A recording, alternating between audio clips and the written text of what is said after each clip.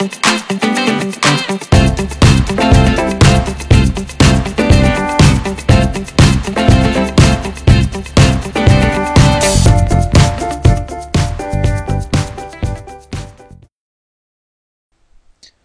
à tous, on se retrouve pour une nouvelle vidéo sur la chaîne YouTube ABSysAdmin. On continue avec les tutoriaux consacrés à l'administration de Windows et aujourd'hui on va voir comment installer et configurer un contrôleur de domaine à partir de gestion des serveurs. Mais avant de faire ça, il est important de connaître quelques principes de base sur les services d'annuaire et surtout sur ADDS. Donc ADDS c'est quoi? C'est un service d'annuaire de Windows. Il s'agit d'un service réseau qui stocke les informations sur les utilisateurs, les groupes utilisateurs et les ordinateurs et met ces informations à la disposition des utilisateurs en cas de besoin, par exemple pour l'ouverture des sessions ou bien pour l'accès à partage réseau. Aussi, le service d'annuaire centralise ces informations dans une base de données appelée ntds.dit et stocke cette base de données dans un serveur appelé contrôleur de domaine. Donc aujourd'hui, on va voir comment installer et configurer plutôt un contrôleur de domaine dans Windows 2012 Server. Mais avant de faire ça, il est important que vous sachiez une chose. Avant Windows Server 2012, il était courant d'utiliser l'outil DCPromo pour installer les contrôleurs de domaine. Désormais, pour installer un contrôleur de domaine, il faut passer par le gestionnaire des serveurs, soit par la ligne de commande. Donc pour commencer, il faut lancer le gestionnaire des serveurs. Après, on doit ajouter le rôle, le service ADDS. Donc, on clique ajouter des rôles et des fonctionnalités. Suivant, bien sûr. Juste sélectionner le serveur ou le disque virtuel. Donc, suivant, on laisse par défaut. Ici, on doit cocher le service. Voilà, le service ADDS. On ajouter les fonctionnalités, oui. Et suivant. Donc, suivant aussi. Mais il faut savoir une chose qui est très importante, c'est que les services ADDS nécessitent qu'un serveur DNS soit installé sur le réseau. Si aucun serveur DNS n'est installé, donc ADDS dans ce cas va installer le serveur DNS sur le serveur en question.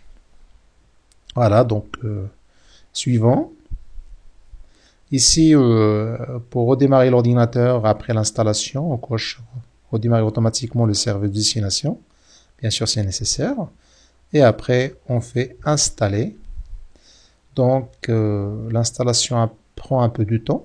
Les binaires ADDS sont installés maintenant, mais ADDS n'est pas encore configuré sur ce serveur. C'est pour cela on doit sélectionner le lien promouvoir ce serveur en contrôleur de domaine. Donc, on clique dessus. Maintenant, on commence la configuration du déploiement.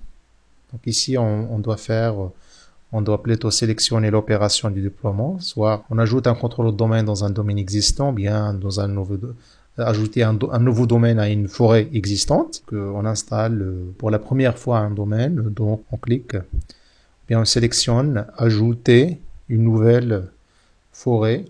Après, c'est le nom de domaine, donc AB6. Admin. Après, c'est la sélection du niveau fonctionnel de la nouvelle forêt de domaine racine. Donc, on laisse par défaut. Tout simplement, il s'agit des fonctionnalités qui seront disponibles, que ce soit dans la forêt ou bien les contrôleurs de domaine. Après, c'est le mot de passe de restauration utilisé surtout pour le maintenance et le sauvegarde. Donc, c'est notre mot de passe. Suivant.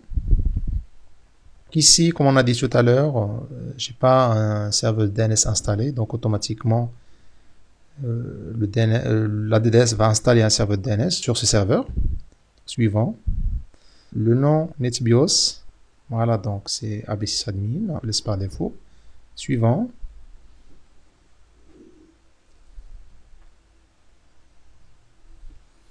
Donc ici, c'est l'emplacement de la base de données ADDS.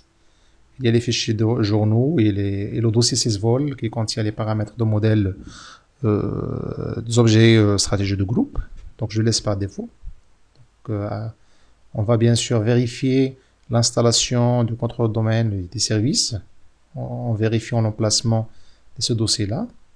Donc on fait suivant. Après c'est suivant. il fait la vérification de la configuration requise. On fait installer. Et voilà.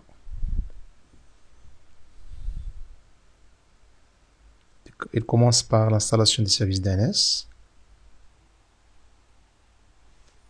On redémarre l'ordinateur après l'installation. Voilà, c'est le redémarrage de l'ordinateur pour appliquer les nouvelles fonctionnalités.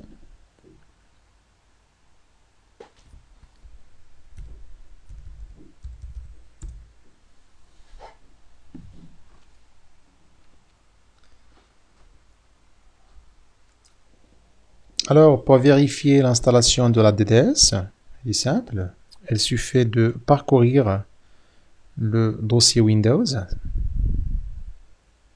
pour localiser la base de données et le dossier 16 vol. Donc, c'est NTDS.